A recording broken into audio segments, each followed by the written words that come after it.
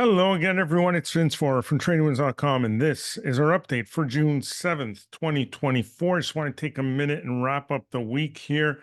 Let's take a look, at the main index charts here. The Dow finishing lower by 106 points. Overall, not a huge day by any means, but it's interesting here. Let's have a look at the key levels that we should watch. So on the Dow, the key levels remain the 40,000 level up here, and this low here going back to April 19th, where the low is 37,463. Let's call it 37.5. This is in a clear channel.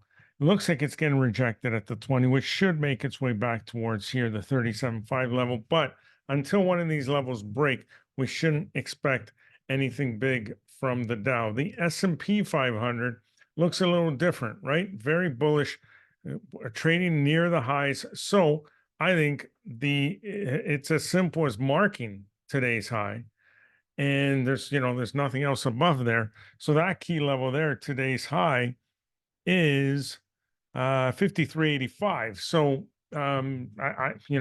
that to the upside and to the downside, this low right here near 5,200. For the NASDAQ, we're talking about a similar picture to the S&P, where we should look at today's high here. And today's high was 19,155. And then this low here, if that were to give way, then maybe we see a bit of sell-off there, but that's not until we get below 18,200. So those are the key levels there. The Russell down about 25 points today. This already, already cleared lows, which means we should be looking for a move down to here, this prior low here. This goes back to, what was this, May 1st. And the low there was 1972. So that's where we're likely headed towards the Russell. Now, if you look at crude oil, it was off 32 cents today. Not a big deal, but it looks like it should continue going lower. Gold and silver really took a hit today. This is after the jobs number.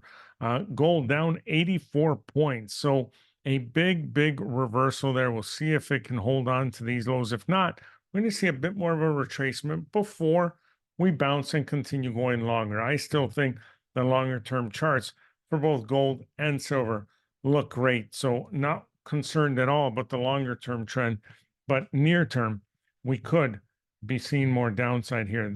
There's silver down 210 today, a complete 180, a complete reversal. So we may be coming down to where there's more support. But again, longer term, I think we're in for more upside. So we'll continue to watch these markets, but remember, those are the key levels for the Dow, the S&P, and the NASDAQ here.